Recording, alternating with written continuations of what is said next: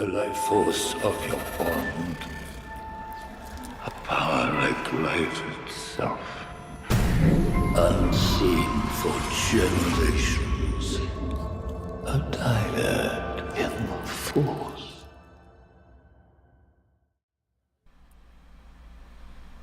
Hello, everybody. Welcome to another episode of Dyad in the Force, episode 187, the one about animation in Star Wars. It's called the Hidden Gem of Animation. We're joined today by a very special guest, Choco. Bring them in. I'm not the special guest. That felt very felt odd, but someone I followed for quite a while on Twitter. See him, jumping over here making content, and just always being positive, a breath of fresh air, and a Brandon Sanderson fan who encouraged me to start going down that path. I love that. Anyways, Chloe, I want you to introduce yourself and tell people who you are, what you do, and where they can find you. Sure. Yeah. So, hi, I'm Chloe. I go by Lightsaber Queen on pretty much all of my platforms. I started posting about Star Wars on Twitter in 2018 when Clone Wars Season 7 was coming out. I kind of rediscovered it after a long break during some of my teenage years. And honestly, I just made so many friends on Twitter and eventually on TikTok. And sort of Star Wars has just been a foundational part of my early 20s, honestly, making connections with people. Yeah, it takes you back to the old days of pandemic TikTok and stuff like that. Yeah. I suppose I should have. Is JC still a thing? Yeah, absolutely. Okay, all right. I was mutuals with JC for a long time, and we still never collaborated. And it's something I wanted That's to crazy. do. But I don't see him very often. Yeah, he hasn't been posting much at all recently because he's busy with grad school. Yeah.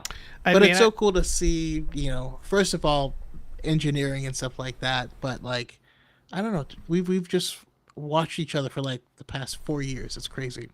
Yeah. It's so weird. Yeah, you see so many people online, and it's you feel like you kind of know them after watching each other's videos and being mutuals for so long.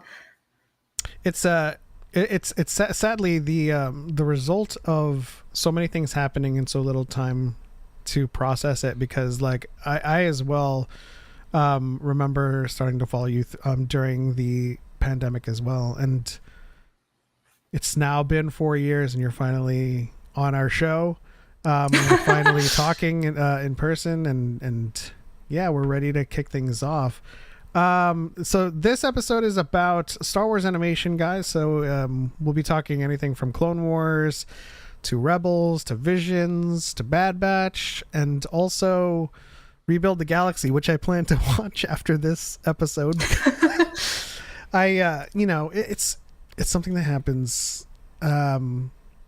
naturally. I was telling Choco earlier that no. I mean, like I told you earlier, I lost track of time. I didn't realize today was the day, so I watched Agatha all along instead.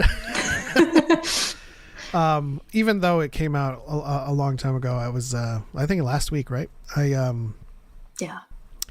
just didn't get to it, but you guys can have fun talking about Rebuild the Galaxy if you guys want to touch on that. I don't mind spoilers a lot. I'll just play this. You'll never understand me. You right, because I don't even understand what you just said to me right then. And then that'll be that. But we can also talk about all of the other animation projects as well. But just to sort of kick things off, because I did plan something. I did prepare something, a little teaser for everyone watching. If you guys are familiar with what I announced a couple of weeks ago in pursuit of more Acolyte. I guess I'll just play it, and if anybody we can't see in the call, so you'll be able to see it. I'm sharing the screen with you. Yeah, if you guys miss it in the chat, let me know, but I'm gonna play it right now.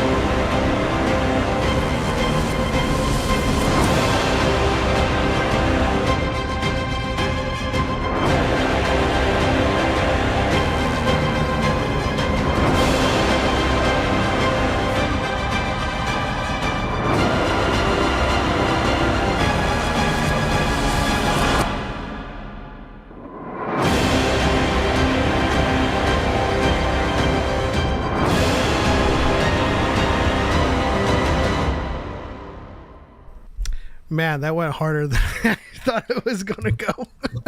That just set the tone for all of this. There was so much aura.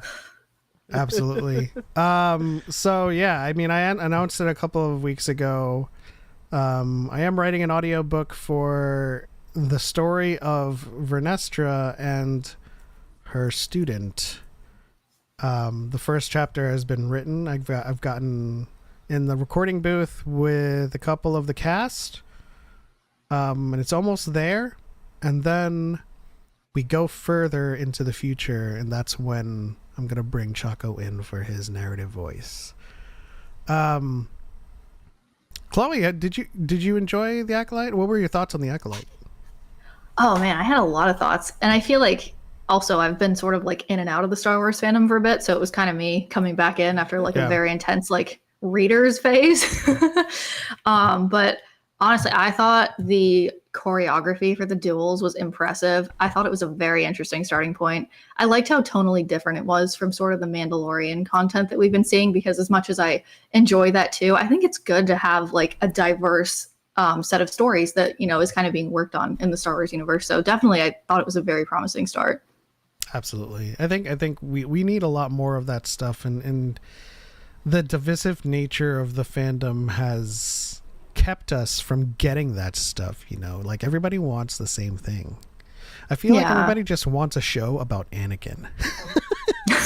And I have nothing against Anakin fans, but it's just like the day in the like a Saved by the Bell featuring Anakin in the place of Zach. It's like that might be too much too old of a reference, I'm unsure. Friends, a Friends TV show with Anakin in all of the roles. With Ahsoka and Obi-Wan, you know, in Phoebe's role. And then the 501st can just be the background. The Daily Perk? What was the Oh yeah, the coffee shop. Yeah, Central Perk. Central Perk. Yeah. No, I just I feel like, I mean, I think I said it before, but the big problem is I think Star Wars, we just need to get back in movies. You know, I think once we get, it's kind of like what I've said for like, you know, a lot of the superhero content that was coming out, like from DC, where they didn't establish like a status quo. They tried to go really like wide or like really critiquey with something where they've never presented the thing being critiqued. And so I feel the same way of this is there's no mainline like film thing hitting to keep people focused that we branch off from. Yeah. You know? We need to be a tree. Right now we're kind of a bush. That's the best way I can put it. It is kind of odd. When was the last time we got a movie? Is that Solo? I mean, Tross, sorry. Yeah. Oh. For some reason, I thought the anthology was our last one. So that Obi-Wan was probably should have been a movie. Yeah, an argument can be made there. It is kind of like weird because didn't they say when they first started this movement that they were going to try to have a movie like every other year? Yeah, I feel like I do remember there was a distinct statement about that. I guess the pandemic kind of threw that statement out the window. I feel like they've even made it a couple times in different versions since then, where they've kind of like said, oh, these movies are going to come out, and then they get scrapped. That's true. Yeah. We haven't heard anything about Lando in a while. Oh yeah. Actually, there was like some murmurings very recently from Donald We got Glover murmurings, himself. guys. What's the Neil deGrasse Tyson meme?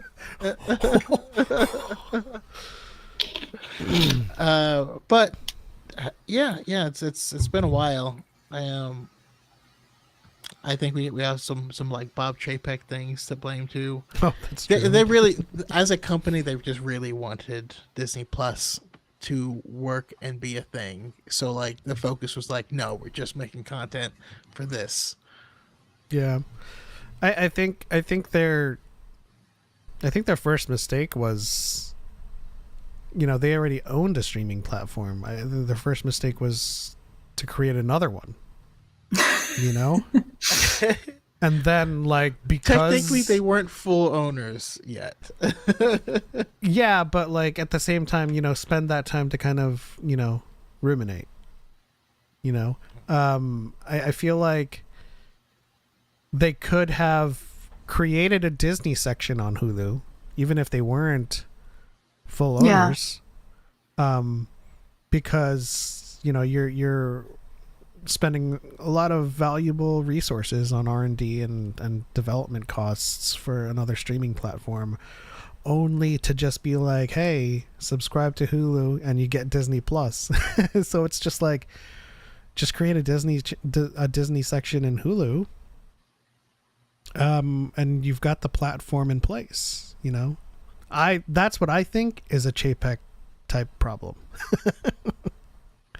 I think there's that, and I also think there's sort of like this new model of like less episodes per season versus like, how it used to be more like 20 episodes per season. And I think with a lot of these projects, they would benefit from more runtime. Absolutely. I think about watching like The Punisher and stuff like that, and Daredevil, and they're full on episodes where tonally nothing happens, right? But we just get some deep character moments, and then that's surprise, surprise. We deeply love these characters because of the small moments that we got to live in because of that. Oh, Master James Kenobi says we don't have Hulu in Australia, just Disney Plus. Oh, I have heard of that. Yeah. That's kind of like, that's got to be entirely different. Yeah. I mean, I feel like it's like a sorry. I don't know. I think, I mean, if you don't have Hulu in Australia, I feel like the cost to bring it there is a lot less than developing a separate platform to bring it there, to bring the content there. I don't know anything about the business, so I'm unsure, but I feel like developing an entirely different platform would be significantly more expensive than going through the bureaucracy of getting it available in Australia. You know what I mean? Because the platform exists, right? We were just talking about the kind of legal red tape to have it available in Australia. Because the streaming platforms today already have kind of like curated content offerings for the region that they're available in. And then that's when everyone goes to ExpressVPN. I can't agree. But I mean, but this is something I've followed for a very, very long time. I think I've told you the only thing I've read more than Star Wars books is business books and working in finance for a long time. So like the platform itself, the platform itself was in development and near completion for a very long time before any of this happened, before they had the opportunity to become 2/3 owner of Hulu. And so if they're not managing the platform and it's not going to be monetized in the way that they want to, or to be able to add capabilities for selling and stuff like that, it makes sense to develop your own, especially in the long run. But as a business decision, it allows them to do what is nearly impossible, because Netflix is the only profitable streaming company and they're the oldest. But second in line to become profitable is Disney Plus, despite being the youngest. So yeah, they were making moves. I just think that the timetable of what we're talking about exceeds by a long shot any of the points, Yeah, it makes sense. I got somebody in the TikTok side saying Chloe with a whole bunch of with 2 exclamation points and some emojis. What's up, Mosh? Moshe. Yep, I call him Mosh. One of my favorite. how do I pronounce your name? I've never asked. I'm so sorry. I feel so bad. I mean, whenever it comes to like symbols, and I just go for the simplest sounding things it looks like. I feel like I try to do the same thing lately. That's been not working for me with book reading because I have realized, like, while I'm reading these high fantasy books, I'm pronouncing every single name wrong, and I'm like, oh no. Oh yeah. That's the thing with any of these books, man. And when you, especially high fantasy, because I swear everyone's name, you develop a specific language for like the kingdom, and then within there, everyone still has similar names, and you have to remember all these lineages. That's just tough. That's tough. It's so confusing. I mean, because even then, I see the S, what's supposed to be an S, and I see a Chinese character. So I mean, if I knew what that character said, or how it was said, I would probably call you in a completely different manner entirely. Like Mo Qin Hua, Mo Qin He. Even though I know that's not the character in there. But what else is going on with you guys? How's the life of a famous engineer? How's that? Oh, it's so chaotic right now. I am working on my master's thesis research, and I'm going to be defending my thesis sometime in the spring. And it's just like, the life of experiments and like going back and forth. And I'm like trying to find all these new connections and pathways for reactions. And I'm like, honestly, my brain feels kind of fried by like the end of any given day. But that's good, That's it's Can a you good give feeling. us? Can you give us the short of what your thesis is?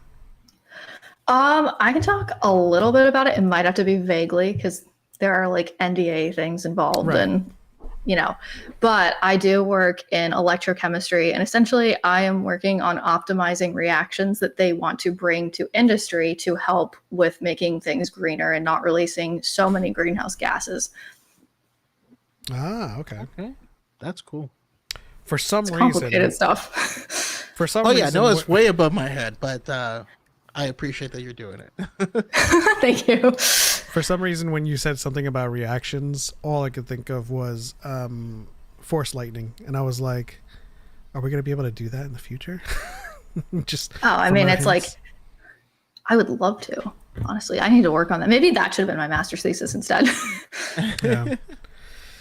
Actually, so I made a video the other day. It's gonna, pop into animation a little bit, but I have to ask, because in the new Lego special we got a Darth Rose Tico, and that made me super happy because, I like it when the Darksiders like have a thing. You know what I mean? Like, Yeah. Darth Plagueis is a scientist. All he wanted to do was like play with his beakers and would like just lose months on end. Darth Momin was an evil architect, and he built dark side buildings. You know what I mean? Like, it's so weird. Yeah. Rose Tico's an engineer. What type of dark side stuff do you think an evil engineer would make? Oh, I mean, probably like planet destroyers or things that would consume entire galaxies and transfer energy from one universe to another, if you're assuming like a parallel universe or multiverse theory. Dang. See? That was Got a little deep. Sorry. that was Big Bang Theory type of conversation right there from Sheldon, or wait, no, not Sheldon. Who's the engineer? Oh, Howard. Howard, yeah. I wasn't expecting that answer. That's pretty cool. I mean, would you consider what was Galen Erso's like actual kind of field? His field was, I mean, I suppose as an engineer, he was trying to harness power from different crystals in order to basically create a big battery that you could drop on a planet and then just give the planet power. Yeah, I mean, I would say his that's ultimate goal was. probably closest to like nuclear engineering or chemical engineering, some sides of the community, if you're going to get like into different subsections. Would you be able to make something like that happen? I'm going to say no. to protect myself. So you're saying lightsabers? Trying to get her kidnapped, man. No. People be like, you built the Jericho missile. I'm trying Horrifying. to make her say and tell us that lightsabers are possible. Oh, We I just think haven't they found could the be crystal. possible. I mean, I'd like to think they are possible. I do frequently think about the fact that there are so many unknown planets in the universe with chemicals and chemistries and elements we've never discovered. So, I mean, obviously, when you look at that and you look at things like the Drake equation and sort of the possibility of life on other planets and things like that, I mean, I think the probability is definitely there. If we were ever to find a Kyber-like crystal with the amount of energy that is supposedly running through a lightsaber, what is the most likely planet we would find it on? Oh boy, I mean, I don't think I have an answer for that because I'm trying to think. We can Not sure it would be. we can go fantastical with this. I mean, my first guess would be Jupiter or Venus, something like the planets with like swirling storms all the time. Yeah. I saw this one thing this week that NASA posted. It was about like the hexagonal like spot on top of one of the planets. And they have like new imagery of it. And I was like, wow, that's insane. Oh man, the stuff that's out there. You know what I mean? I would mean- give anything to see like space with my own two eyes, but I don't think that's going to happen. You gotta get good friends with Elon Musk. He'll take you right up. Oh, I don't want to do that though. Just thinking about trying to like just talk to him is it's like a Brillo pad in my face. I think it genuinely might be like near the bottom of my like social interactions I'm least interested in list. Yeah, he's the type of celebrity, or not. I use that word liberally. Where you walk by, and not celebrate. You know what I mean? Like if you were to walk by Ewan McGregor across the street, and you're like, oh, "It's Obi-Wan Kenobi." But if you were to walk by Elon Musk, you'd be like, "God damn it!" There he I feel is. like seeing him would be like the equivalent of seeing a Cybertruck in a place you don't expect it. Oh my gosh. I saw my first Cybertruck on the road and I was like, God damn, it's big, but also that's ugly as shit. It is. It's Oh, a man. statement. It's a stupid statement, but it's a statement. Yeah. I mean, I think it was stupid from the beginning, and then it got even stupider once there was all this stuff released about how they rust so easily. It's like you're going to spend that much money just to have your vehicle rust, like for driving in the rain, like once. Yeah. Things, the pedals fall off. Yeah. I don't know. They seem to break down a lot. But whatever. I think my dad was on the list for him. My dad is I haven't spoken to him about it in a while. He was an Elon fanboy, but from like early days. Yeah. Which is understandable, and I'm afraid to ask if he still is. To be honest. You just got to leave it there and just hope that it's Yeah, changed. Just hope. I wanted to get your guys' thoughts on a recent, I guess, reemergence of this Ochi dagger that's been going. Now, it's not something that happened organically because, like, I have a really old video asking people for plot holes. Like, I think it's years old now at this point. I had short hair, and I was asking people for things that they thought were plot holes, and someone just recently, a couple of days ago, said the dagger lining up with the Death Star wreckage, and I had to make a whole video about it. And there's this new wave of, I hesitate to say a new generation of viewers that are just dumb.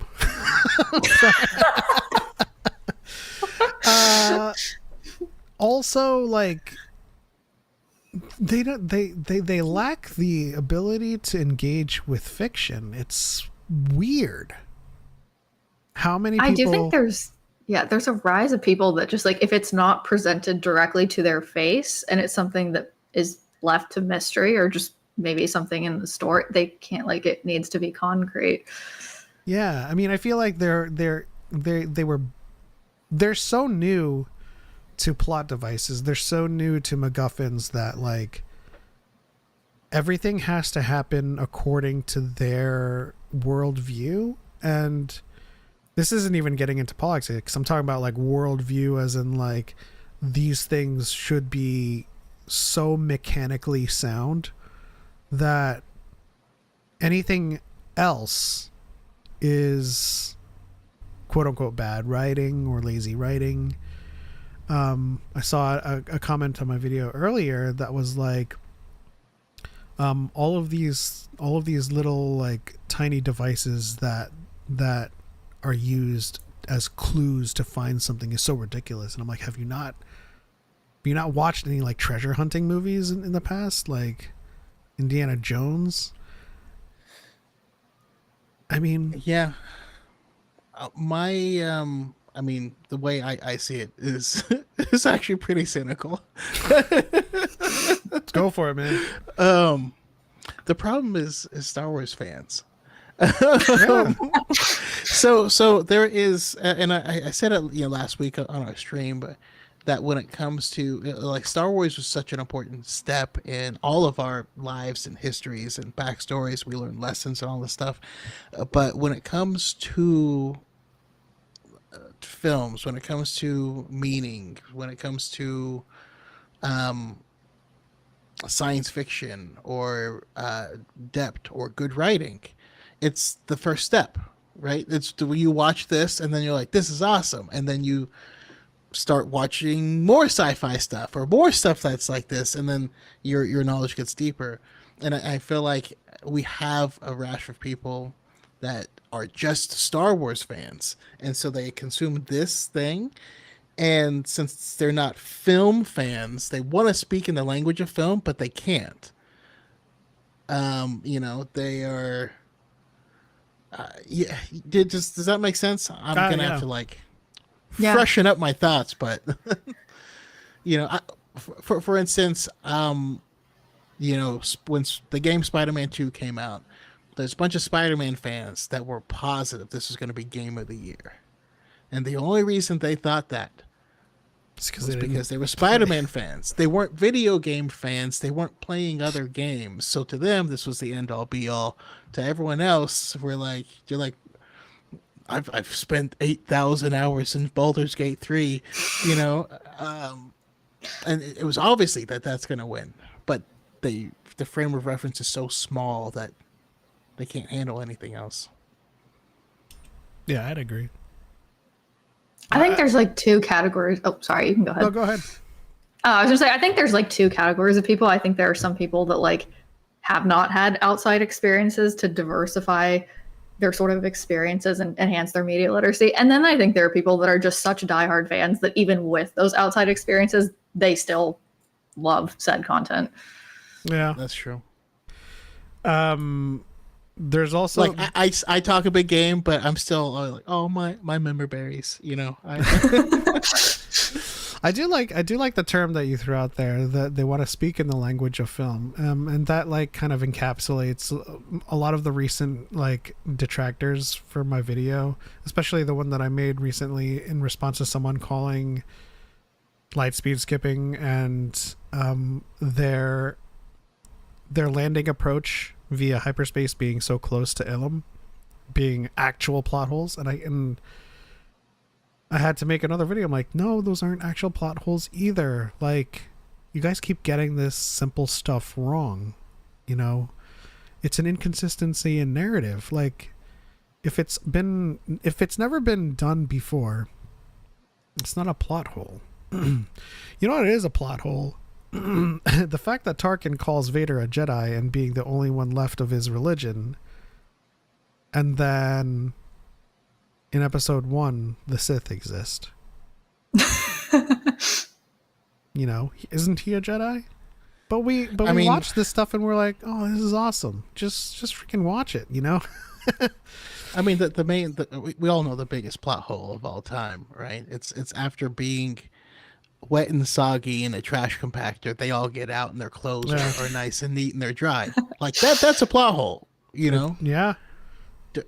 Do I care? No, but it's one of those terms where like they exist. I've just never heard one used right. Yeah. Plot hole there's equals definitely some, yeah. a question I have that I haven't looked to see if there's an answer to. Which is just really a gap of information, you know? And sometimes that explanation is right on the movie. Like, not sometimes. 99% of the time, the answer is in the movie you were supposedly watching. You know, and the same problem existed with the Acolyte when people saying, you know, the Sith have been extinct for a millennium was lore breaking or a plot hole. But bringing it back to A New Hope, you know, saying the Jedi are extinct, and then in the next episode Yoda exists, so it's kind of like, just let these stories unfold and engage with the stories as they're happening. Like, you don't have to insert so much what you want to happen in everything and just beat it to death, you know? I don't know how many comments I got. It could be in the hundreds by now of me explaining the dagger and people saying horrible things have happened with this thing while she's holding the youngling slayer. And I'm like, have you forgotten the first movie? Like, was this She just had a not in big your reaction brain? to that lightsaber. Granted, in the movie we see just a fraction of what she's sensing. They're not gonna do a whole smorgasbord of every single thing that happened, but we hear it's inferred, it's implied. We hear Yoda's quotes, we hear Vader's breathing, we see scenes of Bespin, we see small snippets of what is an implication of its larger history. And then she's scared shitless afterwards. So obviously she saw a whole bunch of things with that lightsaber. No, I mean, either way, it's still a nothing complaint, because even in that regard, you know, we all played Jedi Fallen Order and Jedi Survivor, right? We know what echoes are surrounding objects, and it doesn't have to show you the entire history of the object. It doesn't have to show you everything the object went through or every person that touched the object. You know what I mean? So yeah, it could also just not show her because it wasn't relevant to her and to her journey. Yeah, that's true. Her vision is the Force showing her something. Why would the Force want to show her that specifically, you know? I mean, I personally think it did. Like, Vader breathing, I feel like was the moment he became Vader, you know? But there's a larger question that I wanted to ask Chloe, because I wanted to get an engineer's perspective, because a lot of people, and I apologize, I don't want to use you as an engineer on this episode. We brought you on. Oh, it's fine. For you. A lot of people were saying, do math for us. No, a lot of people were saying in response to my explanation that the dagger would not line up because the wreckage would shift, the wreckage would erode, and there's a very small window where, you know, making a dagger like that to match the silhouette of the Death Star wreckage would actually line up. I'm wondering if you have a thought on that. Yeah, so I mean, I feel like this kind of ties into something that I think about a lot when it comes to Star Wars, but like in my brain, I don't use the engineering side of my brain a lot when I'm engaging with space fantasies, because I think space fantasies are a completely different genre than science fictions that are trying to be scientifically accurate. So I feel like for me, if this were like a hard science fiction, I would say, sure, it probably would have shifted and like we would have seen erosion. There could have been material degradation. There are a number of reasons why it wouldn't have lined up. But I think in the context of a space fantasy, which is what Star Wars has always been, I think it's fine. I think that's part of the magic of it. And I think that's just part of the narrative. Yeah. Simple as that. I did see someone else comment that there's an engineering term called settlement. Would that have anything to do with just, something like a large Durasteel structure just not giving into the throes of the ocean or wherever it's in? Yeah, I mean, I think if we're talking about things, moving relative to where they're sort of embedded in, it becomes a question of what are the physics and the forces and the hydrothermal effects of the environment on the material? What's the material's behavior like? What's the mechanical structure of it like? If you're talking about like, tensile strength, yield strength, ductility, hardness, toughness, there's a number of factors that we as engineers look at when it comes to materials kind of warping and degrading over time. So, I mean, I think then it becomes a question of, well, what exactly was it subjected to? And what direction was it coming from? What are the forces on this planet like? And it involves so many aspects that I think it's really impossible to get like a very clear grasp of it, since we don't have a documentation of every single day of the weather and every force that was applied to it since it specifically crashed in that spot. Yeah. And thank you, because that's like the most perfect depiction of what happens in my brain for these very same questions, because I'm like, well, okay, so it's an entire metal structure. We're thinking of erosion in terms of seeing a castle get buried in water or stone or something like that. It's going to be very different. What's the makeup of the water of this ocean? I don't know. How deep is it? How far out is it? What is the scale? Did the superstructure, like in my mind, the superstructure, if it shifted, it would have shifted as a unit, meaning things would still line up. But the ultimate thing is that the question is actually answered in the Shadows of the Sith, because the edges were freshly cut on the dagger. Okay, that makes sense. I just think Durasteel. But there's just too many erode. questions, Does Durasteel erode? Is it that susceptible to acidic?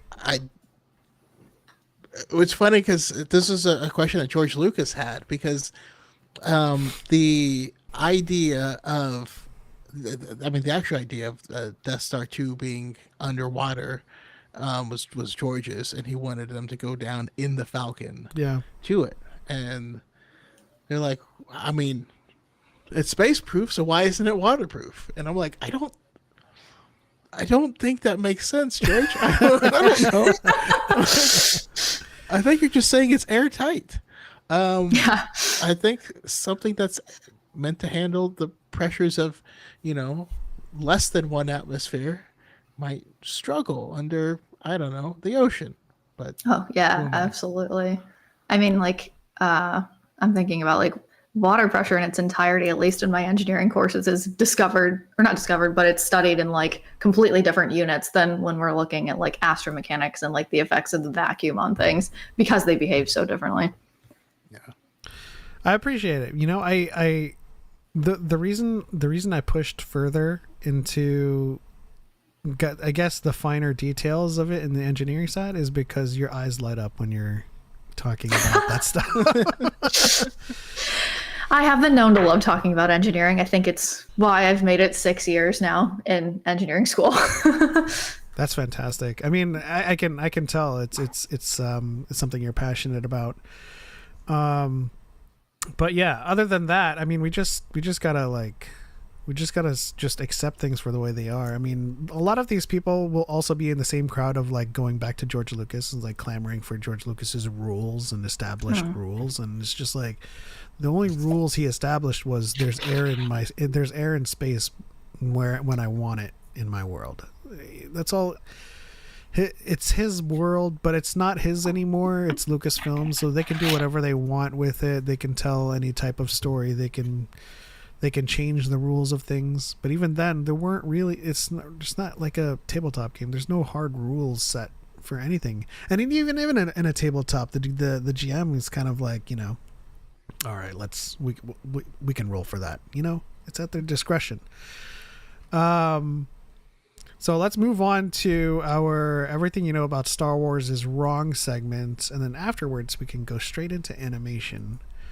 But in this segment, we talk about something that has been a long-held misconception, and for this segment, are you familiar with it, Choco? Did you read Big Black Nerd? I read, but there's two of them. There is? No, sorry. Go ahead. Okay. Everything you know about Star Wars is wrong. In this episode, Anakin was not born from Darth Plagueis and Palpatine. Choco, why? Why do people think this way?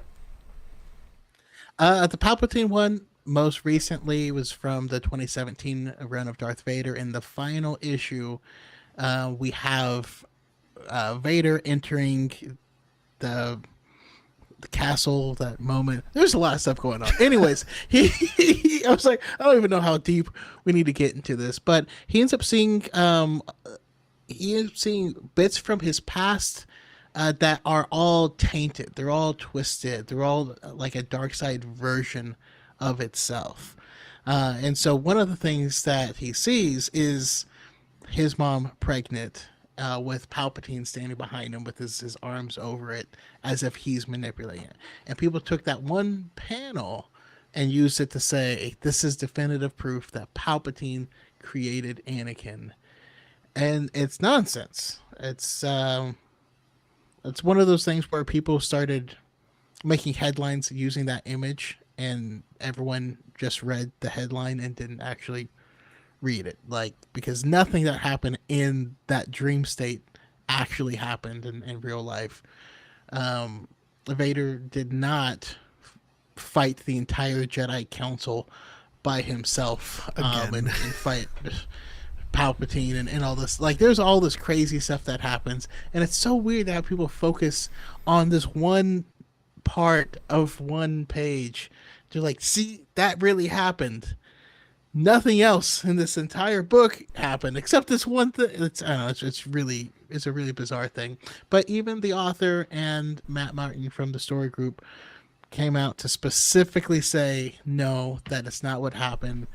If that were the interpretation we were going for, we wouldn't have made this comic. And yeah, they were very, very clear on that.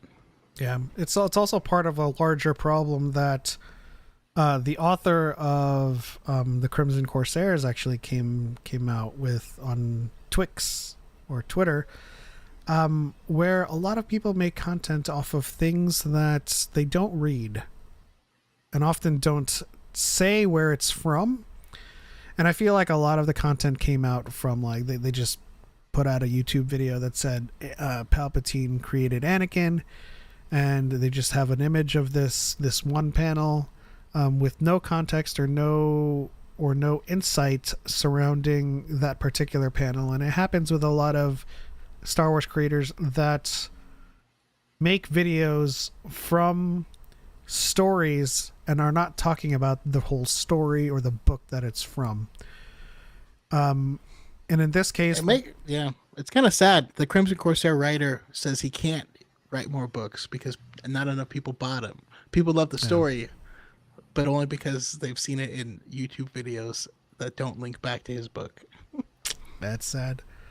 And then the other part of this misconception is Darth Plagueis. A lot of people have made the declaration that Anakin was born as a response to Darth Plagueis' experiments. But that's just not the case. It's also legends, so it doesn't really have an effect on canon. What happens in the book is during the course of their experiments, Plagueis and Palpatine, Plagueis tries to take things a step further in the effort of tipping the scales to the dark side, which is why I latched onto that line in The Acolyte. He says he would he doesn't say, but he implies that he wants to create a being of his own will, of his own design. And so he concentrates on the Force and does his magic or whatever, does his thing, and the Force pushes back.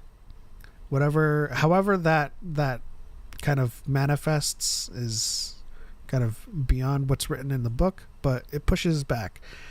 And years later they come back, they're talking about Palpatine, or no, Dooku is Dooku, right? Dooku is telling Plagueis that he met Anakin, or that Qui-Gon had brought back a vergence in the Force. And He was telling Palpatine. Yeah. And then Plagueis finds out, and he's like, I would like to meet this kid. Obviously they don't have the chance to, but at some point I think it was Palpatine that is kind of ruminating to himself. He's like, born from the Force, could it be? And that's it. So yeah, to say that that he was created by Plagueis or Palpatine through the Force is inaccurate. It's something that he briefly ponders for 1 second after meeting much later. That's not anything that's stated anywhere. And one of my favorite books that is not canon. Yeah.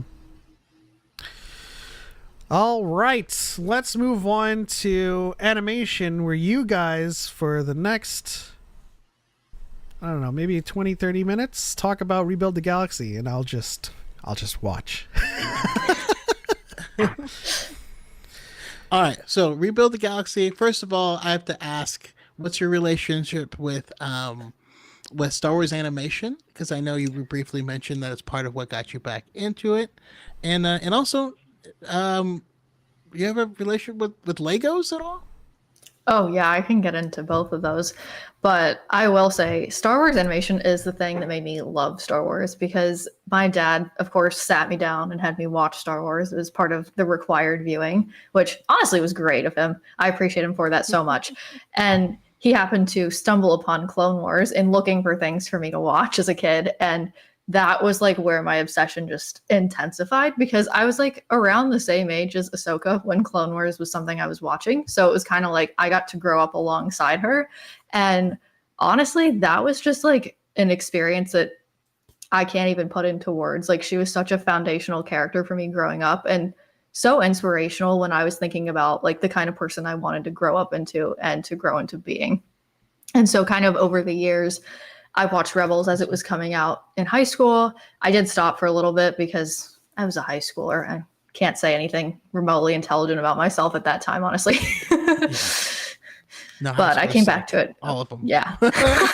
Myself included. But yeah, I came back to it when Clone Wars Season 7 was coming out, because I saw the news about it and I was like, oh my God, like I need to watch it. This was my childhood. This is like one of my favorite things I've ever watched. And I rewatched it, and then obviously COVID hit in the middle of it. And then I was like, I need people to talk to this about. So then it just became a thing of I started talking about Star Wars animation more, and then went back and rewatched Rebels. And then literally since then, I've been watching every single Star Wars release, and I've read some of the books, read some of the comics, and kind of just gone crazy with it almost. Nothing wrong with that. All right. Legos. As an engineer, you probably never played with Legos, right? Oh, no, not at all. It's not like I have giant buckets in the basement of my parents' house that I'm like going to take as soon as I like have space. I actually do have too? Oh, yeah. I do have like a story though, because I did have some Legos, and in my apartment now I only have one set, and it's because when I had to move out of my dorm in like 2 days notice when COVID started, I had to hire movers to move out my dorm because I couldn't get back to Michigan because I was going to college like in a different state. And the movers put my stuff in a storage unit, and I got there the next year and there were no Legos. Dang. Did they storage wars in Legos? Yeah. Wow. They opened up the storage unit and some guy was like, I don't want anything else but those Legos. I mean, I can't even blame them, but like, it's been really hard for me to kind of get back to like wanting to be a Lego collector until I'm like settled in a place. I think that just created like a trust issue with me. No, that makes sense. That makes sense. I know. Who was it? Matt Mellish was working on a massive octo, just a big island that just took up a whole table. I love that. Yeah, no, it becomes a problem. I used to build the ship ones mostly. I also grew up with Legos, but I'm old, so I was in the days before there were Star Wars sets, and I needed there to be Star Wars sets. So you would buy like an airplane and a boat, and then you could take the pieces apart and you can use that and try to make a bootleg X-wing, and those were the best, you know. Multicolored and just badass. Now my nephews have all of the Lego sets. I liked when they used to have the thing in the Lego store where you could go in and they had like the wall in the back and you could pick out all the like special different pieces and like put them in the bucket and then like take that. That was like my favorite because it was like customization time. Chris Ryan's in the chat said, "You're old?" Not as old as me. Ancient. Hey, if you're ancient, what does that make me? Prehistoric. But we don't look it, right? Because we got them genes. Black don't crack and Asian don't raisin. And African love Darth Choco. If you've seen Choco's latest video about Rebuild the Galaxy, it's such a weird typo, but no, it's not. I just you already hit the nail on the head. It's like I'm working and it's on a lunch break and I'm about to come back to work and I'm like, oh, I need to write the caption for it, and so I just voice type and I say, so I freaking love, and it becomes African love. I freaking love. Yeah. Anyways, shout out to Sticky Kitty. Happiness to the best of us. Yeah. And Malik. Shout out to Malik and Jedi Smart in the chat. Thank you guys for tuning in. What is your what's your favorite of all time? What's your GOAT animation in Star Wars?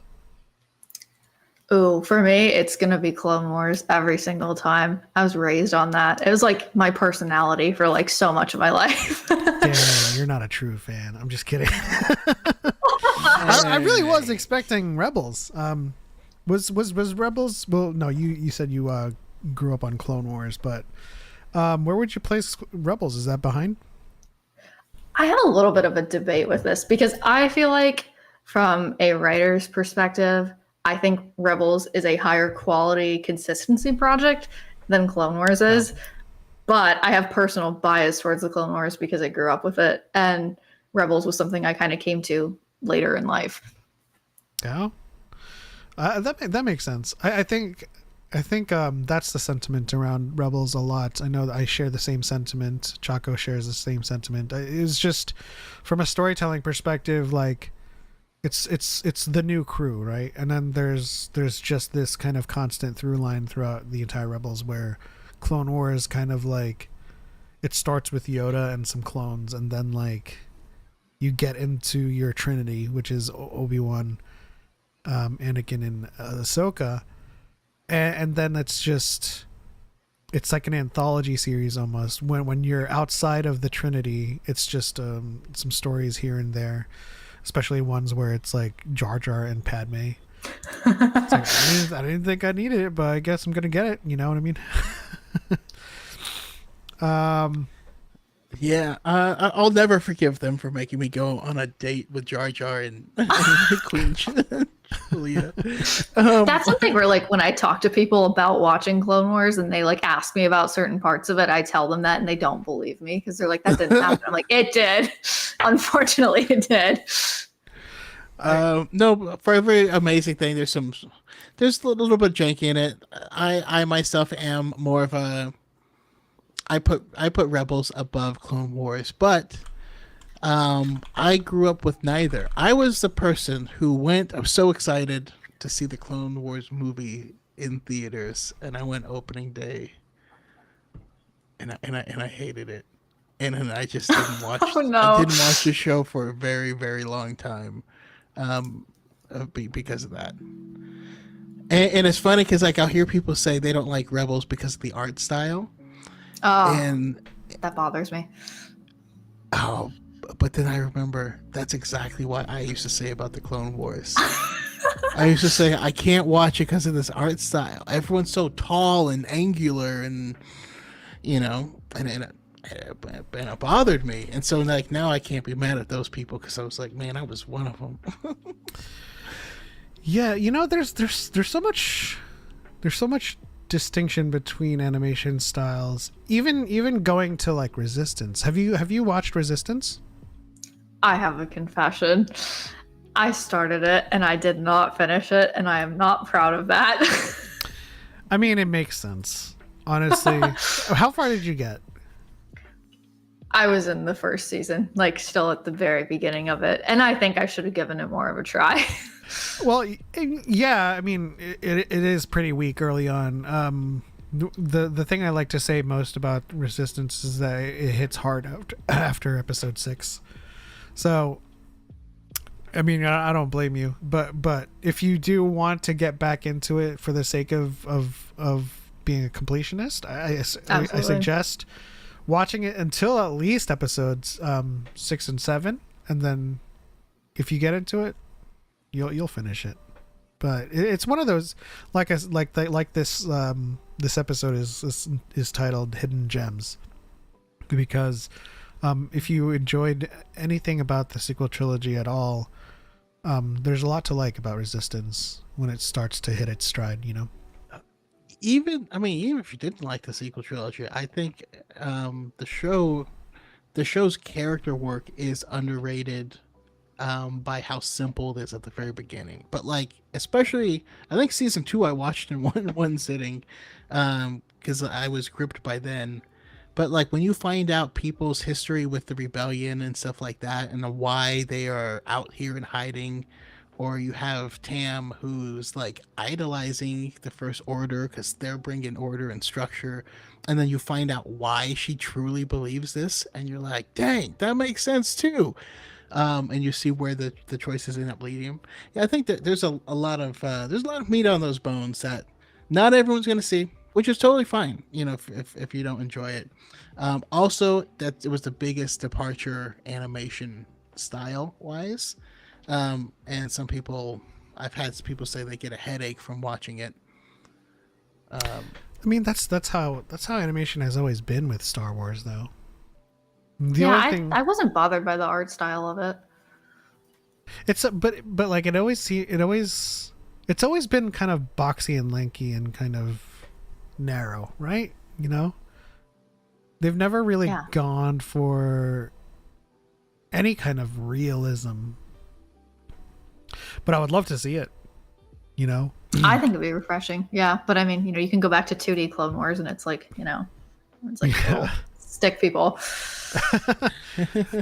Tartakovsky's Clone Wars. Yes. Yeah.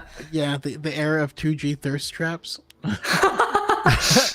Which brings me to Visions, because I feel like there's room in Star Wars for Ninth Jedi animation, for Studio Mir animation, for what's her name, the song episode, Our Song, yeah, those animation styles to kind of proliferate and kind of be used a lot more, I think. Yeah, I think there's there's a missing spot in, like, because I love Visions, The Pit, but give me a full on anime. Just I was gonna say the same thing. Trigger, I think it's time. Like right now, Netflix is kicking butt by having these like weird and original anime that they're coming out with, and like, what are you doing? You have the perfect vehicle for anime in Star Wars. Absolutely. Yeah. They're also doing the really great job of managing Studio Mir projects. Because there's a Witcher, Sirens of the Deep, coming out in 25. It has Doug Cockle doing the voice of Geralt again. But like Studio Mir does some incredible animations, and I forgot the episode they did for Visions, but I would really love a full-on series done by those people, because Avatar, Legend of Korra, that studio does incredible work. And yeah, an anime. Well, that would be an anime. Yeah, no, but I think things should take the direction of turning them into anime. We just got one with Terminator, right? That Yeah. was incredibly done. The Cyberpunk, had One of my favorites. Ooh. and like who else? I mean, there's been a bunch of ones where like the genre is not a one-to-one, like this is an anime thing. Yeah. Like the Castlevania ones as well. Like we just need that in Star Wars. Yeah. I literally was like making notes about this episode and like animation stuff. And I literally wrote like Star Wars anime because I was like, I just need to see it. What would you like to see? And come on, the Gojo girlies, when they see Anakin in anime, are gonna go wild. That's all. Oh, absolutely. Yeah. So, question: if I'm reading the room right, JJK is a common theme amongst us. Yeah. I'm a little disappointed with the manga, but that gets into a lot of spoilers for people that haven't read it. So, okay, just a fun experiment. Obi-Wan, Ahsoka, and Anakin. Who are they in JJK? Which characters do they translate the most to?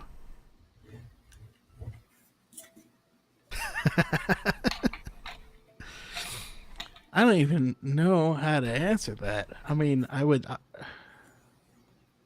I mean, I feel like I'd give Yuji to Ahsoka, maybe. It's kind of like she's kind of like a combination of like Yuji and like the Iwa. better components of Maki. I feel like. Yeah, I see. So I see the Yuji and I see the Maki, but my first thought was actually Miwa. Oh, that actually does make sense. Yeah.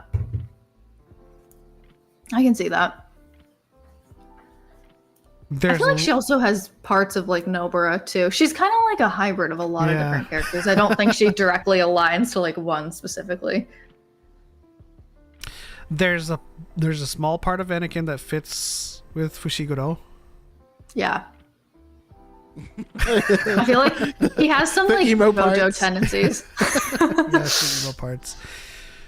But then there's also small parts of like, I forgot his name. The one with the Mechamaru. Yeah. There's parts of There's parts of Anakin. Wow. I see more Mechamaru than anything else. Now that I think about it. I feel like sometimes he has Gojo's arrogance. Oh yeah. No. But not his confidence. I'm just imagining someone as powerful as Gojo going to Padme and being like, I want more. I should be more. It was fun. What's JJK? Master James Kenobi says it is an anime. I'll type it out because just so you can search it up, but it is Jujutsu Kaisen. Let's take some time a little bit. Obi-Wan's got Nanami in Yes. energy. Oh yeah, that tracks. Straight Yeah. up. I'm just imagining like when he's on the Death Star and Luke is looking on and he's facing Vader, he's about to get sliced down. Atawa Tanama. That last line that he says to Yuji. Honestly, yeah, I think he's the only one that has like a very good direct match. Yeah. No. But it's odd. It's Okay. odd now if you think about it more. If you think about it more, a lot of Star Wars characters are just an amalgamation of a lot of different characters in anime. Yeah.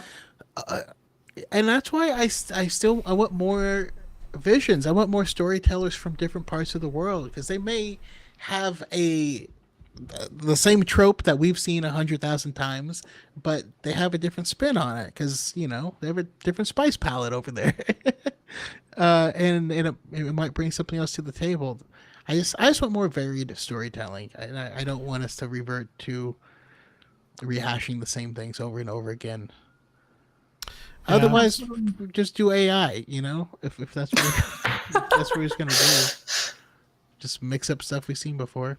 Spooky Kitty says, "I hate that they killed Darth Maul in a kids show. Honestly, what are your thoughts on that? Is it a kids show? I mean, these are all kids stuff, but we channel our It's a inner family child. show. It's a family show. Has adult themes. Yeah, very much so. I think it's important, because I think I'm someone that actually prefers the books to all other Star Wars media, so people might get mad at me for that. And I like when the characters die in books, but like some people want to see it visually, so I appreciate it being in a visual medium. Yeah, I mean, the theater of the mind will Also, always, that show's amazing. Yeah, the theater of the mind will always defeat any kind of visual media, but we all love watching moving pictures. We all get hype and excited about it. That's why, like, the biggest example that actually has like a kind of like a one-to-one translation is reading the manga and getting hyped for the animation adaptation, because like the stuff's moving now. I've said it before, I'll say it again. Disney, Star Wars, make a show that's just the hypest parts of books.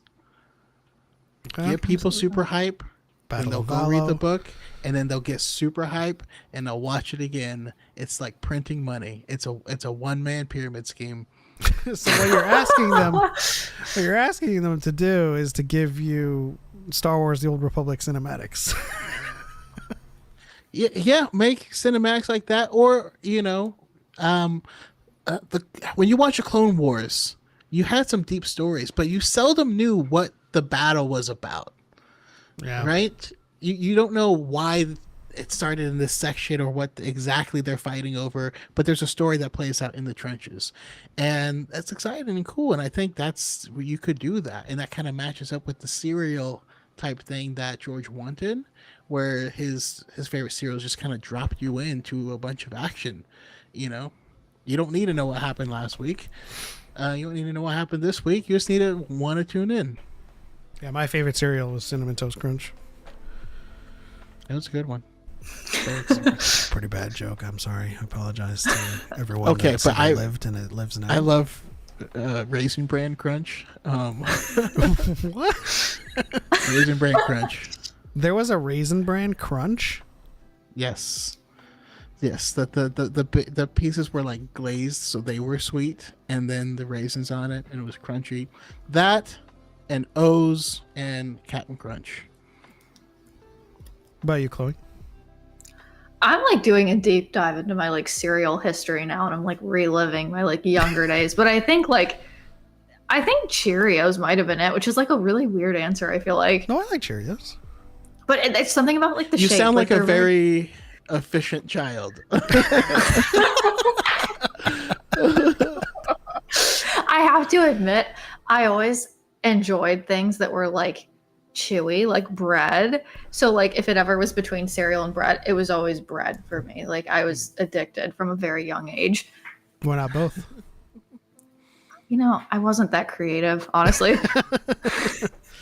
So You here, talking about like cutting up bits of toast and putting it in milk or something? Oh no. I mean, like I would just go off on a tangent and eat bread instead of eating cereal. here's something that we would do a lot, and I don't recommend people try it, but it is an acquired taste for Filipinos.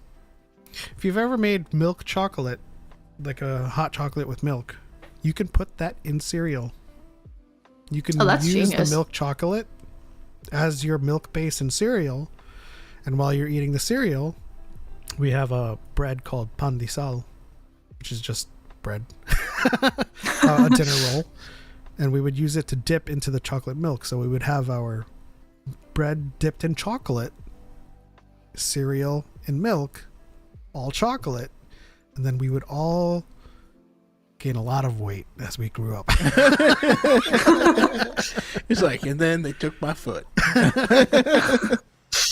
That's genius, though. Honestly. It is. If you haven't tried it, try it. It works best with Swiss Miss, but you can always go with your own cocoa powder and your own sweetness level, as we do nowadays. You know, you got to control your sugars. Which is better, Cocoa Puffs or Krispies? I never really ate either, to be honest. I mean, Yeah. I ate Rice Krispies. I never really got into Cocoa Puffs. I always had Rice Krispie treats, but I never had just like Rice Krispies themselves. I, for a long time, only knew of Rice Krispie treats. And then someone's like, "You want to eat some Rice Krispies?" So I was like, "Oh, bet," you know. And I was like, "This cereal's terrible. It's not like the treats at all." I was very disappointed. Yeah, the secret to that was pouring 2 tablespoons of sugar into your Rice Krispies, which defeated the purpose entirely. But Spooky Kitty saying, "Dude, trying to give us diabetes." Listen, I gotta make my money somehow. He's a diabetes salesman.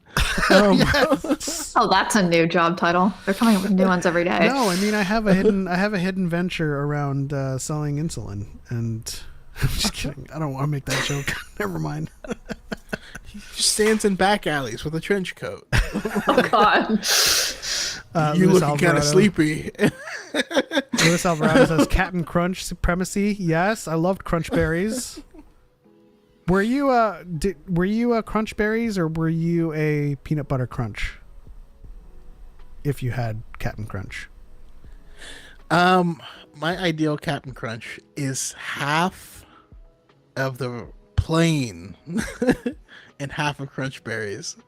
I know it sounds weird. I want less Crunch Berries. I want 75% of the Crunch Berries. That was very specific. Yeah.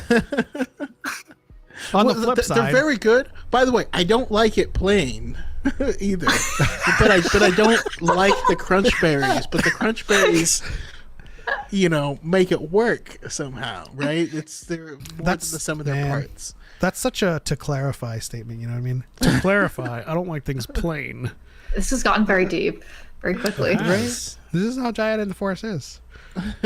I mean, like, Oh, actually, there was a baseball themed Captain Crunch, and I still think about this all the time. It was Captain Crunch, but it also had marshmallows in it.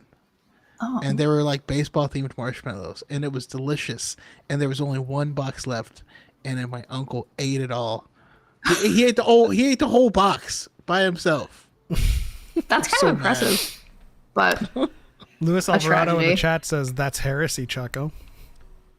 It is, because the real answer would be to get the Oops All Berries version, and it's all of the berries, even though none of it is berries.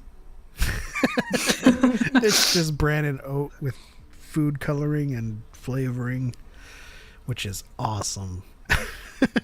Okay, so, it's sorry to cut out, but I had, being such a big Clone Wars fan, I have to ask your opinion in the Lego special, the reveal of the clones in this one.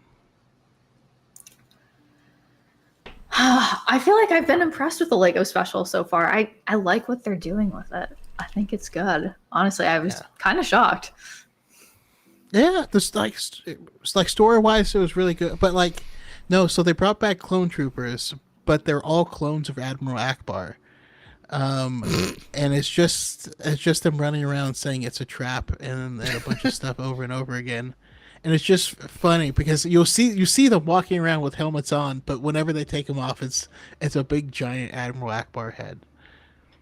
That's funny. I gotta watch it now. KG in the chat says my adult cereal is Special K. I think my dad has that. Cheerios, Special K. You got it all, man. It's impressive. How did Akbar become the template? I need that backstory. I'm picturing, Season Count 2. Count Dooku walking around. Like, there was an idea.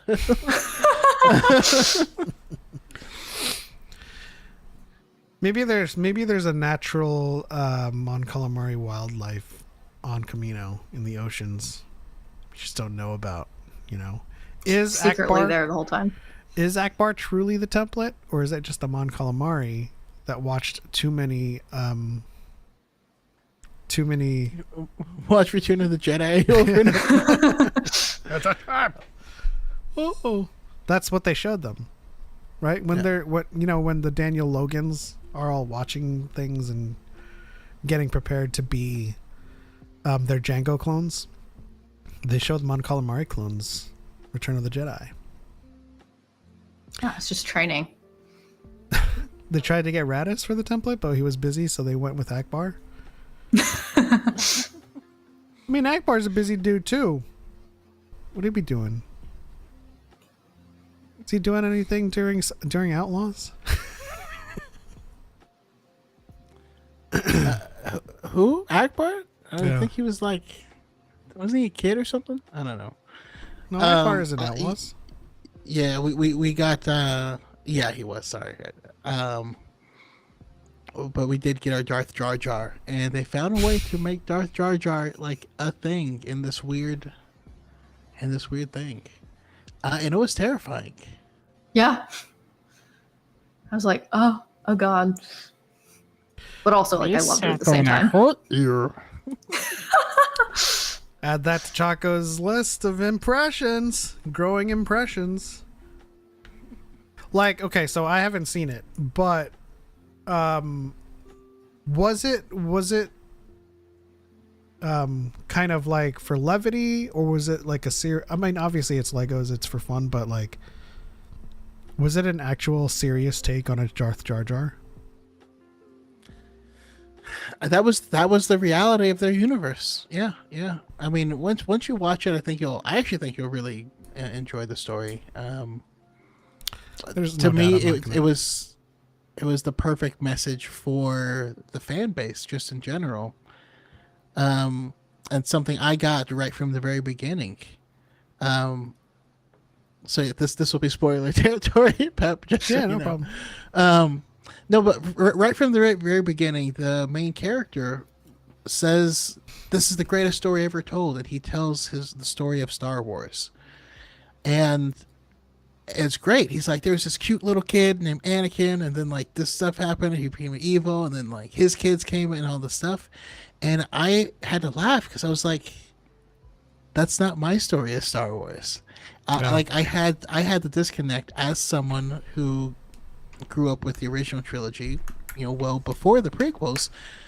If I told the story of Star Wars, it would be the story of Luke, and then it would go back in time to show how the galaxy got to that point where Luke had to, do his thing and become the big hero. And I was like, oh, that's interesting, that I think about it like that. And that ended up being the whole point of it. They scrambled the universe. They have to, put it back together. And the main character lost, some people to the scramble, and ends up finding out that, well, when he unscrambles it, it's not going to be the same as it was before. That nothing he can do can return it to what it was before. And the reason why our Jedi Bob knows is because he was from the universe before his. And I was like, damn. And that's why Jedi Bob is yellow, because the Star Wars Legos were still yellow back then. It wasn't until they made Lando where they're like, we gotta make him brown, right? And then they went back and made all the other ones. But yeah, So Jedi Bob is from my Star Wars universe that got scrambled at some way and then put back together for all the kids who loved the prequels. And I think that's a beautiful message of like understanding, yes, it's going to be different. Things are going to be different. That's okay. We move forward. I like that. What about you, Chloe? What were your takeaways from Rebuild the Galaxy? Spoilers included, because I don't mind. I first have to admit, I panic watched it yesterday because the week just kind of ran away from me and it was super chaotic. But I feel like for me, the Lego specials have always been kind of like a safe place, even when sort of the fandom's going in every possible direction. And so I feel like after everything going on with the Acolyte, kind of coming back with Rebuild the Galaxy was kind of just the perfect like reset almost for me. And it honestly like just a little made piece me of ginger while you're eating Yeah. sushi, you know? Yeah, it was just like a very joyful experience for me. And I mean, I feel like just to kind of see a new story being born with like more of a narrative than some of the other Lego specials, I don't know, it was just like really heartwarming, I think. And I just really appreciate it as an addition to the Star Wars universe. Yeah. Awesome. You know, when you said it's like a piece of ginger, I'm glad you said when you're eating sushi, because I hate eating stew. Being like, oh, I can use some potatoes. Oh, that's a ginger. Oh, you always think it's a potato every time. Which is why I've been mince betrayed. it all the time when I cook. You know, you gotta mince the ginger. I mean, I hate when it's specifically cut in a way that it looks like a shape of a potato. They do like that like chunky cut. Yeah. Well, you're like, man. why we got stuff in the soup we ain't supposed to eat? See, I was raised watching my dad just eat the big chunk, so then I didn't know any different except for the fact that I didn't like it. I do like eating ginger by itself when I know it's ginger. That's why I was glad you said sushi. But Chloe, you said you grew up on the Clone Wars. It was required viewing. But what was the first entry into the movies? Was it the prequels or was it the originals? It was the Phantom Menace. Gotcha. Yeah, everybody has a different starting point, really. I think a lot of it comes back to my dad, like in his knowledge of Star Wars, because although he was a fan, he didn't really think it out when he was introducing it to me. We pretty much got to the end of Revenge of the Sith, and then he told me the point of the original trilogy. So, I guess I could be mad at him for spoiling it, but I mean, I came to love it, so I think it's water under the bridge now. Yeah, it's certainly a different experience. Yeah. When he's Vader. Yeah, it's still safer than Victoria, who had to be taken out of the theater during Revenge of the Sith because she found out that was going to be that he was Vader. Really? Yeah. Oh man. Which is another point that I want to make to everyone that's watching is that a lot of people have different entry points into Star Wars, and we should try our best to welcome them as best as possible into the fandom, because a lot, like nowadays, this generation of Star Wars fans, it's highly likely, more than likely, that they got into it with The Mandalorian. Some might even got into it with Ahsoka even, and didn't even know who Ahsoka was. Some may have gotten into it via Andor. And I imagine it's of an older generation that's getting into it, like, because Andor is pretty mature in its themes. But imagine what the story must be like for someone who has seen Andor first, and then they choose their entry point to be Rogue One, and then they go into the original trilogy, and then they watch the rest of the saga afterwards. Oh boy. No, I actually did meet someone that went through it that way, and it's interesting because they aren't a fan of fantasy stuff, and really in general, And so this is a way to ease yourself from the more realistic feeling into the fantasy universe, by going backwards. Yeah. That actually makes a lot of sense. I feel like there's also a rise of people that are like my age, like early 20s, that came to it by The Force Awakens, which is, I feel like there's kind of the two divisions of people. There are a lot of people I know my age that, watched Clone Wars as a kid, but I also have friends that came into it with the sequel trilogy, and that's become their favorite portion of it. So I think even within your own sort of like age group, sometimes it's interesting how everyone finds their own way to it that resonates with them. Absolutely. Yeah. Because of mine, I'm a blasphemer, because my specific like hyper focus one is the special editions. And I remember growing up being like ridiculed because they were in the gold the VHS tape, but everyone else got the one that was just in the black because they didn't want George Lucas's edits to it. But So the special editions were great. KG says there's going to be more and more people that came up with, on the sequels, and that reminds me of an interesting analog. I saw a video of, now we're not going to go into politics, but it has something to do with politics. I saw a video of Jon Snow in the middle of the field of the battle in Game of Thrones, and he was just being rushed by an army, and it said all of the Trump supporters or whatever. And then when his reinforcements overtook him and came back, it was at all the Gen Zers turning 18. And I was like, oh. So it's kind of like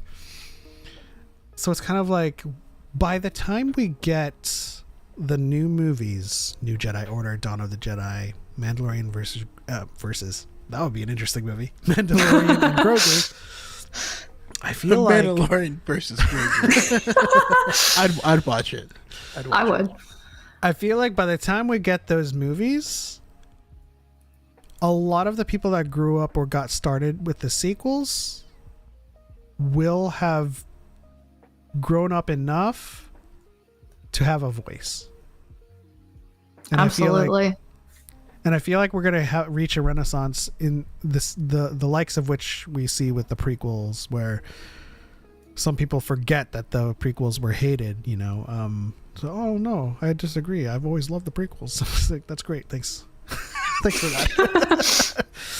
It's like the people with Amanda Stenberg's story. It's like, I received so much hate. I disagree. I didn't hate you. So it's like, okay, well, thanks for that. So yeah, I mean, I'm excited for the new movies coming out. I'm excited for a time where the kids that I see in Galaxy's Edge, the kids that I see in Celebration dressed up as their favorite characters, going up and hugging Rey in Galaxy's Edge when they grow up, to have a voice of their own and to kind of create the space for the sequels that the prequels have now with fans.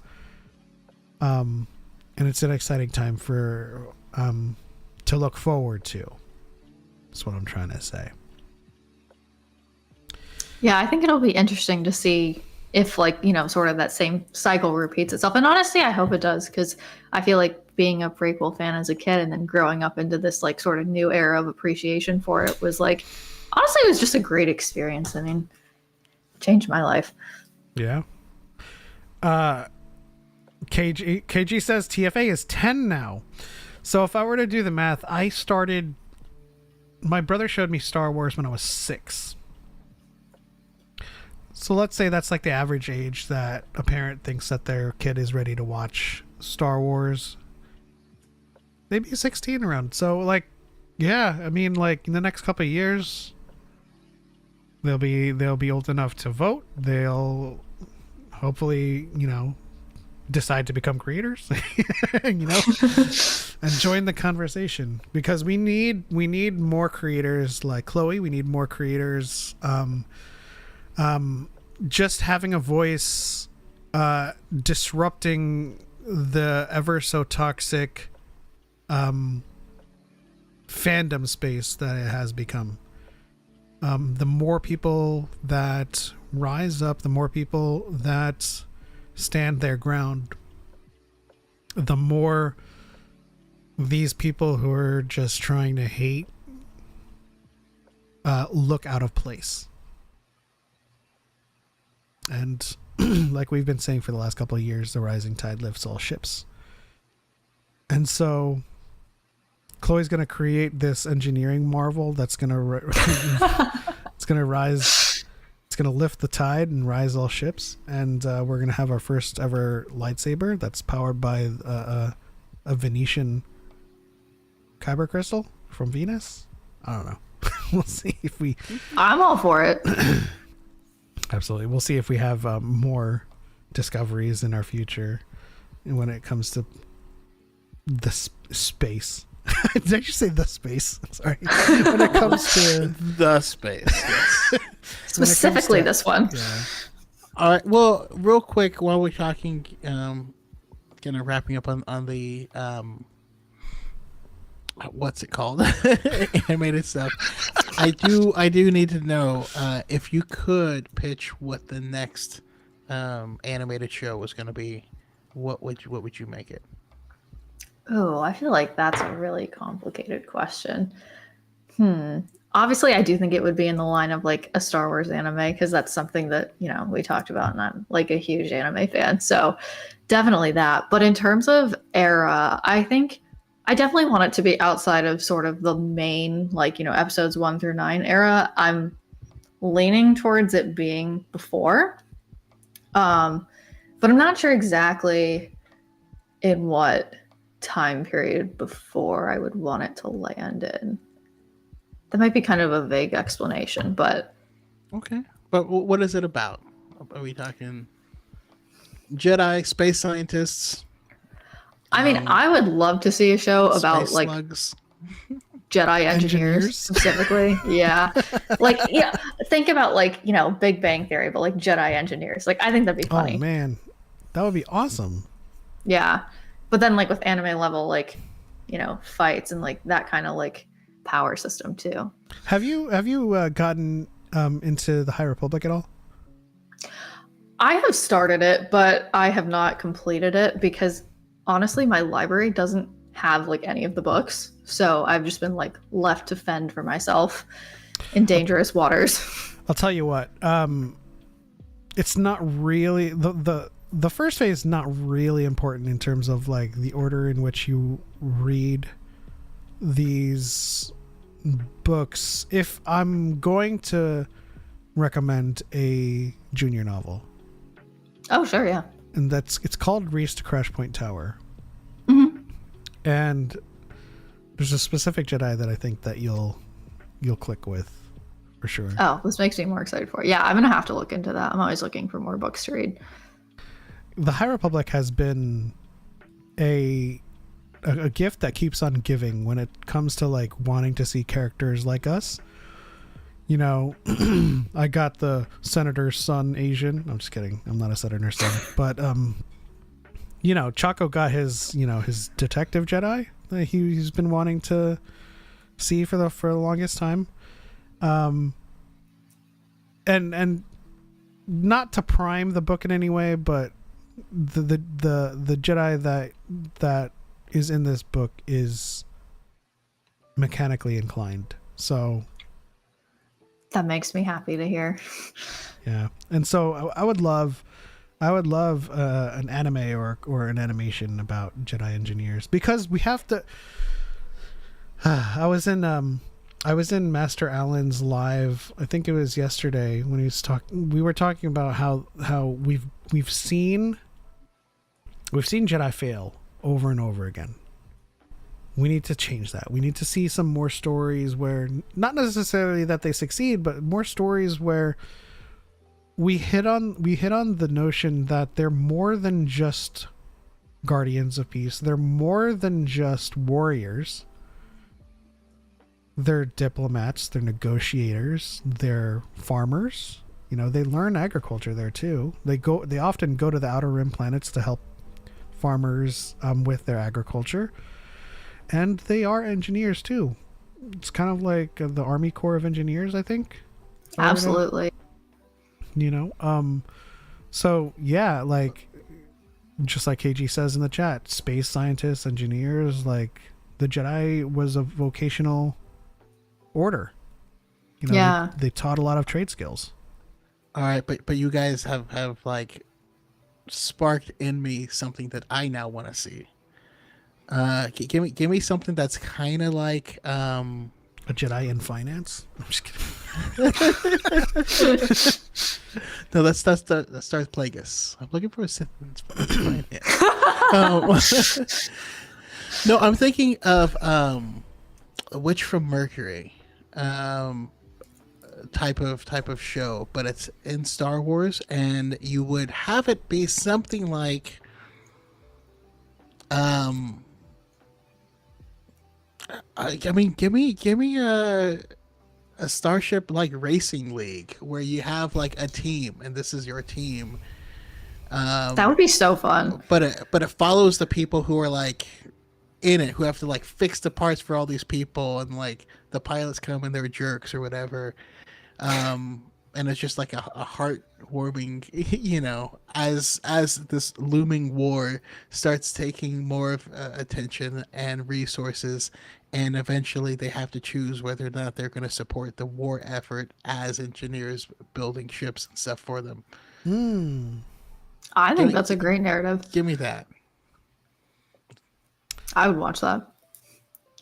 Too Force, Too Furious. I would watch that too. Yeah. Listen. Jiffy Likes Wedding says Big Bang with Star Wars like a comedy. I think it could be fun. I think a mix of comedy, and then honestly, I feel like engineers can't exist without some comedy due to like how many stereotypes surround us and just the nature of the job. If it's going to be something that's accurate to like how engineers function on a day-to-day basis. Honestly, it could be like two competing crews that both work on the Death Star. Yeah. And I think this is. I don't know if this is a hot take. This might be a lukewarm take, but let's have a Star Wars sitcom. I don't care what it is. I think it would be fun. Right? Listen, I want JD and Turk back. Bring back the actors, but have them training new stormtrooper cadets. But these are people that grew up knowing of the clones, so they're just disappointed in everything that the stormtroopers do because they all suck in comparison. But since the Empire sucks, they have to like fight each other for resources, so their teams are always trying to one up each other. Yeah. That's the narrative for it. Well, there's another potential narrative too, which I just kind of landed on while you were talking. The Mod Squad on Tatooine. Oh, yeah. Forgot That's a great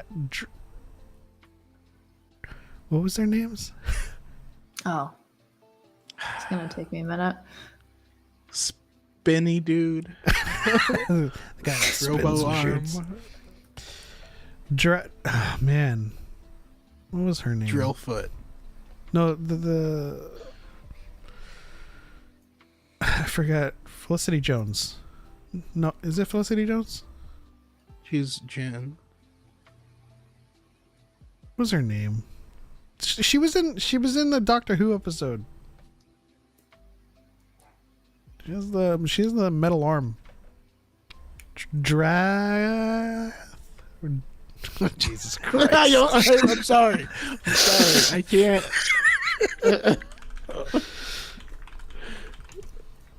Hold on. Hold on.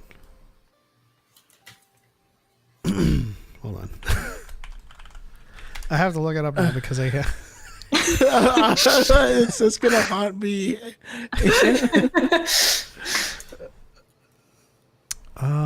Watching you buffer in real time. Drash. There was Drash. There's Drash. There's Scad. Scad. He was a spinny guy. And and Thumper. I think. I don't know. I can't. I mean, I don't recognize any of the other people on this cast. There was a guy named Garfalaquax.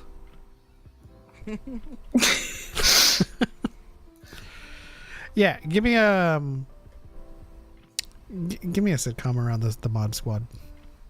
I just want to. Honestly. Oh, sorry. You can go ahead. I just want a Star Wars where we can just be unserious about things, you know. Absolutely. I feel like if anything, the prevalence of fanfics proves that there's an audience for a Star Wars sitcom. Yeah, absolutely. I think that the popularity of the Lego stuff is proof that if it is intended to be silly, people will let it be silly. Absolutely, yeah. Yeah. All right, do you guys have any hot takes?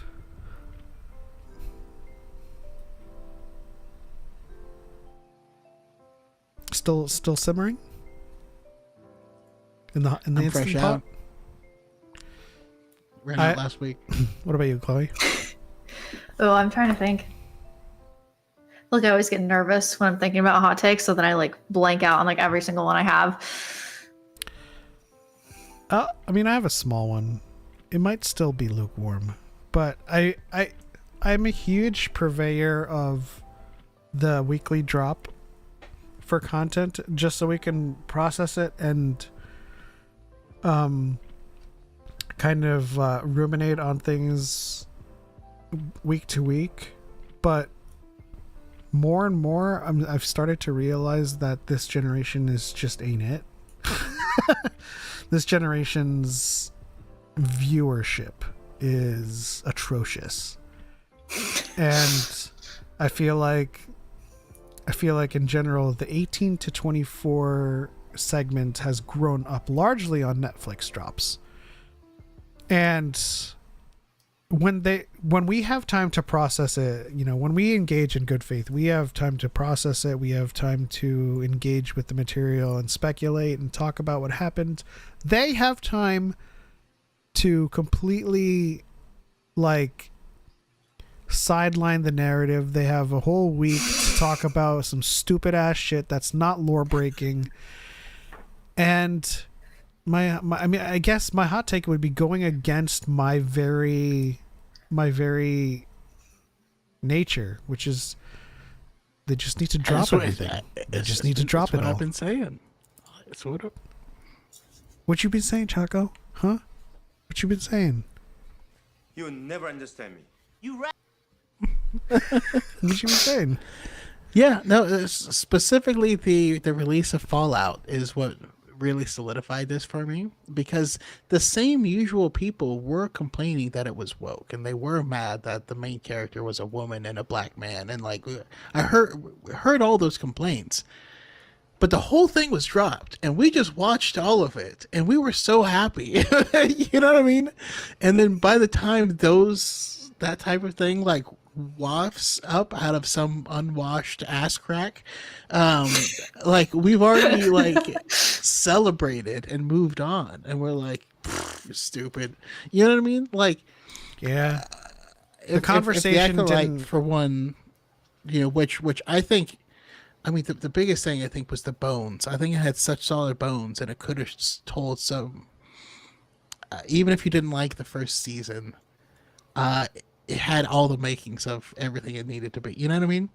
But I think if it all dropped in one night, the incessant complaints about the stupidest things wouldn't have happened, and it wouldn't have persisted and pervaded. And yeah, I think we all could have got through. And like the answers, like, because half of the complaints every week were things that were going to be answered in the literal next episode.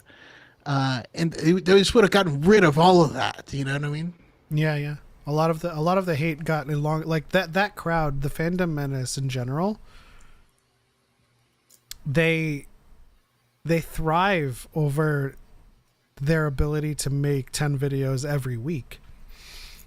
Right? It's like a sustainable venture. But like you're right, when it all drops, Like I feel like they make like 1 or 2 videos about how woke it is, but then like they can't sustain it because it's not a week to week conversation. Yeah. Yeah. I mean I used to push back on Choco's like just drops, Madness. but I also feel like so in addition to them dropping the whole thing at once, I feel like in order to watch some of these videos, some of these projects, they should have a litmus test in front of them. Oh, absolutely. What to you is a plot hole? Basic media literacy entrance exam for access to this range Yes. of media. Listen, we gotta not pass a access to driver's watch test, it, right? but access to comment on it. like, or if I could just set that myself. Listen, if you want to comment on this video, the first question is, what's Ray's last name? Because if you can't say Skywalker, you can't complain about canon. Bottom Yeah. line. Yep. Yeah. Don't tell me something breaks canon if you don't accept canon. Which brings me to another hot take. I think Rotten Tomatoes has destroyed people's ability to enjoy good. You know? I think it deters people from forming their own opinions sometimes because, you know, if they're checking Rotten Tomato scores for things and they already have like a preconceived notion going into whatever it is versus watching it and forming your own opinion. Yeah. But we talk about the current I guess era of 1s and 10s. You know, if it's like a 70 or 60, people are like it's trash. It's like, but I grew up on video games that I played. Some of my favorite video games, some of my favorite movies scored like 6s or 7s. Like nothing should be a 10. It should be really difficult to get a 10. Absolutely. And so when we live in an era where like if it's not a 10, it's clearly a 1. And that's where we get those arguments in the comment section where the sequels are trash, right? Just look at the Rotten Tomatoes, but then you bring up Rotten Tomatoes and they actually score better than the prequels. So it's largely derailed their ability to think about it. Well, I mean, yeah, I still stand by what I said earlier, that it's some Star Wars fans that don't have the vocabulary to use the things that they're using to prove their point. I also feel like we live in a generation, or not generation, but like a time of extremes. Like in every sense, I feel like just the climate right now is very much like you're either on this side or you're on that side, and people are taking that and going towards everything with it. Yeah. Yeah. Even Star Wars Meg fell to the dark side? I don't think so. I think so if you're unfamiliar with Star Wars Meg, they're a YouTube creator, but I think they're serviceable. But they do a lot of reactionary, sensational like takes to things. Like an example would be Disney just made a huge mistake, right? But it's not a video about like wokeness and stuff. It's usually just kind of angry for the sake of angry. But I definitely wouldn't fall back on their content if you want to stay sane. You could watch stuff like us. You could watch Chloe. You can watch Star Wars Explained. You can watch people that talk about Star Wars because we love Star Wars. You know, I like to say the Star Wars channels that used to be Star Wars channels are now reaction channels, because even Star Wars, even Chet, whom is our alias for Star Wars Theory, doesn't do theory videos anymore. He doesn't talk about Star Wars, even if it's like talking about the prequels, which he loves, anything he loves about Star Wars, doesn't talk about it. He just reacts to other people talking about Star Wars and disagrees with them, and that's the content pipeline that they have. Same with G&G and all of those other creators. They don't make content. They react to the release of content and complain about how it ideologically offends them. So, what I like to say in all of my videos, the only people pushing wokeness is those people, because if you dossier up all of our content, all of what we talk about, you will only hear me say woke things in response to them. All the other content is just us talking about things in Star Wars, And that's what we need to bring back. We need to bring back Star Wars content. That's my hot take.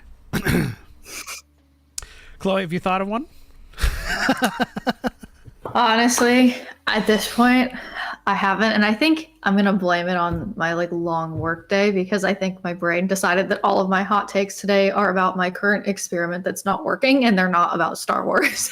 Gotcha. We'll send you some Force vibes for sure. Thank you. All right, let's start to wrap things up here. It's getting close to 2 hours. But this is what happens when we have great conversations. Right. I think a lot of our recent episodes that have run over 2 hours have been amazing episodes. We try to keep it to an hour and a half, but we can't stifle conversation, right? We can't do that. Absolutely not. Guys in the chats, guys and girls, everybody in the chats, if you have any last words, any last questions you guys want to ask us, maybe some questions you want us to answer, we'll be on for another 5 minutes or so to kind of address those. But this has been a great episode. Chloe, thank you so much for coming on. It's been 4 years since I've actually wanted to speak to you, but just like your experiment, things fall by the wayside. Yeah, I really need my experiment to start behaving a little more. But yeah, no, I can't believe it's been 4 years. Honestly, I'm just so honored to have been a part of this conversation, to have had this opportunity. It's been a fantastic time. Yeah, of course, absolutely. Always welcome, and there'll be more. Definitely more in the future. Spooky says, and if you need your experiment to work, think, how would a dark side engineer do it? I think I just didn't change my mindset. That's the problem. And then do the opposite. Yeah. That's horrible advice. Read Race to Crash Point Tower. I'll DM it to you. And awesome, and then think about your experiment. Yeah, I think that's the best course of action. Yeah. Forget about Choco and his dark side sensibilities. Spooky Kitty says, not liking a movie is fine. Crying about a movie you don't like for 8 years and calling it feminist propaganda is pathetic. Absolutely. Correct. And of course, if you're still here and you've enjoyed our conversation with Chloe and this episode so much, hit the like button and subscribe so you know when we go live every single week at Friday, 5 p.m. Pacific. Let's see. Anything else, Choco? You got something you got an itch in your back you need scratched? Nope, I'm good. I have a back scratcher right next to me. He's prepared. Chloe, any final thoughts? Dang. He delivered on that claim too. That's crazy. Yeah, any final thoughts? Honestly, I just want to say thanks again. Truly, it's been one of my favorite podcast experiences that I've had. and just thank you for the opportunity. Oh, I appreciate that. And I'm glad too. You know, if you'll allow us to brag a little bit, we thrive on great conversations, and we often do have great conversations. So it's thanks to you as well. We can't take all of the credit for this being a great experience. Naughty Wookie says, I'd love to have a debate when you have time about the Acolyte. Debate about what? And we are Marvel and DC fans. Not Snyder Bros, but we are fans of those. I'm already seeing fans talking bad about a Skeleton Crew, and it has me worried for the kids. I have been infinitely worried about the kids ever since the trailer came out. We have to protect them at all costs. My confidence in Lucasfilm has dwindled in terms of protecting their actors and their crew.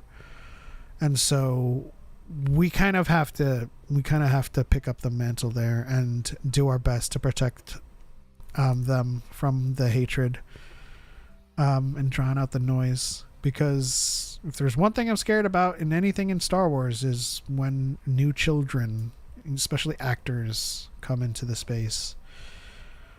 But we'll do our best to drown out the noise, and we'll try to shield them from and give them a positive fandom experience and positive engagement. But yeah, that'll do it for this episode of Dyad in the Force 187. I want to thank Chloe once again for joining us. Everybody on the red play button side, everyone on the psychedelic logo side, for tuning in and for engaging in conversation with us. That's it. On to the next one. For Light and for Life. We are all engineers tonight. And give me a show of just 8 gonk droids who want to make an a cappella group. That's genius. Stay classy.